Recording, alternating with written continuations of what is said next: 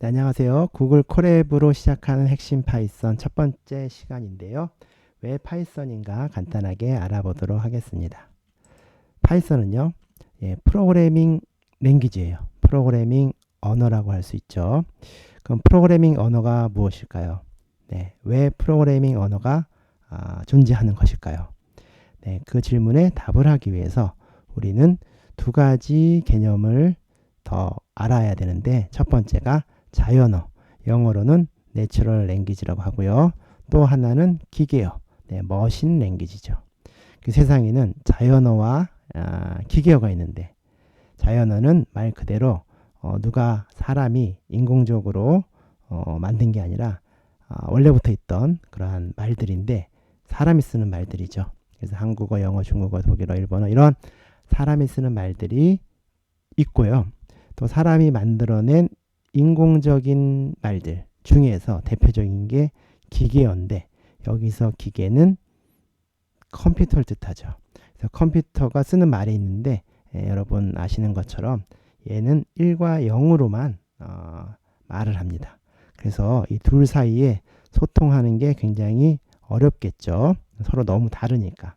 그래서 이 둘을 매개해서 조금 더 편하게 사람 입장에서 본다면은 컴퓨터한테 명령을 내릴 때 조금 더 편하게 할 수 있는 프로그래밍 언어라는 게 필요한 거고요. 이 프로그래밍 언어는 사람의 말, 즉 자연어만큼 많지는 않지만 그래도 꽤 많은 언어들이 역사적으로 생겨났다가 소멸되기도 하고요. 그 중에 뭐 인기 있는 언어도 있고 별로 인기가 없는 언어도 있고 그렇습니다. 이 프로그래밍 언어를 두 가지로 이렇게 구분을 해볼 수도 있는데요. 첫 번째는 사람의 언어, 즉 자연어와 가까운 언어, 그 다음에 기계어에 가까운 언어 이렇게 나눌 수 있는데, 자연어에 가까운 언어를 우리가 고급 언어, 하이 레벨 랭귀지라고 하고, 기계어에 가까운 언어를 로우 레벨, 저급 언어라고 합니다.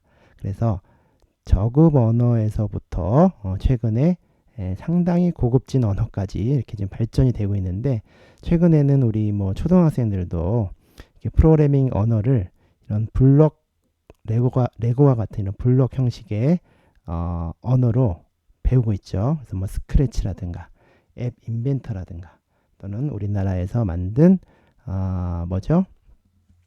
엔트리라든가 이런 언어들이 있어요. 이런 언어들을 보면은 정말 처음 접해도 이게 어떤 의미인지를 쉽게 이해할 수가 있습니다. 굉장히 고급진 언어라고 할 수 있죠. 네, 이런 교육용 프로그래밍 언어 외에 가장 쉽다고 느껴지는 언어가 바로 파이썬인데요. 한번 왜 그런지, 왜 파이썬이 고급 언어인지 한번 예를 들어 볼게요. 자, 컴퓨터한테 헬로 월드라는 말을 출력해봐. 이러한 명령을 내리고 싶어요. 컴퓨터랑 이러한 소통을 하고 싶은데, 파이썬으로는 이렇게 한 줄 이렇게 적으면 되는데, 다른 언어는 예를 들어 자바 같은 경우는 뭔가 이렇게 일일이 주저리 뭔가 얘기를 많이 해줘야 돼요. 물론 이 컴퓨터 입장에서는 이렇게 좀 더 구체적이고 상세하게 얘기해주면 좋겠지만, 우리는 이제 사람의 시간이 더 중요하니까 파이썬은 이렇게 사람 관점에서 굉장히 쉽고 간단하게 이렇게 문법들을 만들어 놨어요. 그래서 파이썬이 고급 언어라는 걸 이렇게 느낄 수가 있고요. 한 가지 더 예를 들어보면은, 이 파이썬은 영어랑 특히 또 많이 비슷하다고 느낄 수가 있는데요. 여러분들이 파이썬을 하나도 모른다고 가정한 상태에서 이 세 줄의 파이썬 코드를 보고 여러분들 느낌이 어떤지 한번 보시면요. 네, 여기 이제 같이 볼까요? 블랙핑크라는 여기에 대괄호가 있고 이렇게 멤버 네 분이 들어 있습니다. 그리고 이제 뭐 전치사 또는 뭐 접속사, for 뭐뭐를 위하여 뭐뭐 동안에 멤버가 in 블랙핑크 안에 있는 멤버를 뭐 위하여 이 멤버를 출력해라. 그러니까 뭐 영어식으로 한번 이렇게 해석을 해본 거예요. 네, 그래도 틀리지가 않을 것 같은 예감이 드는데, 바로 맞습니다. 이 코드를 실행하면 이렇게 멤버 4명의 이름이 출력되는 걸 알 수가 있어요. 그래서 파이썬 여러분들 처음 배우시면은 뭔가 좀 어렵지 않을까 하는 걱정이 조금 있으실 텐데 별로 그런 걱정은 안 해도 된다고 제가 이렇게 말씀드리려고 이렇게 예를 들어봤습니다. 그럼 무조건 쉽다고 해서 우리가 배워야 되느냐? 그건 아니고요. 실제로 파이썬은 여러 분야에서 많이 쓰이고 있고요. 특히 이제 데이터 분석과 인공지능 쪽에서는 거의 필수로 배워야 하는 언어로 이렇게 알려져 있어요.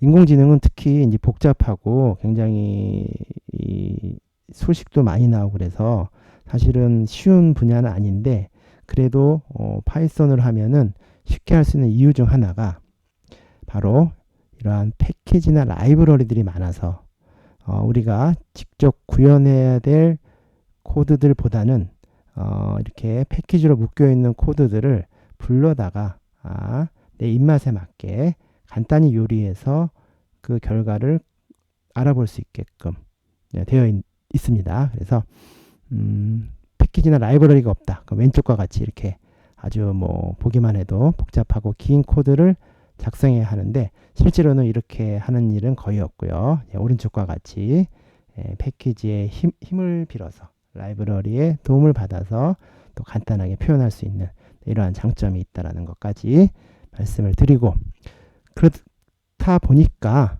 인기가 많죠. 인기가 많아서 현재 가장 많이 쓰는 언어로 항상 꼽히고 있고요.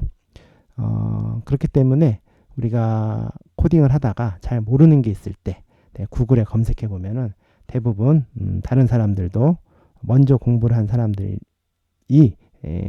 우리가 궁금해하는 잘 모르겠는 거를 질문을 올려놓고 또 답변을 달아놓고 해가지고 검색을 통해서 많은 문제를 해결할 수 있어서 또 좋은 것 같습니다.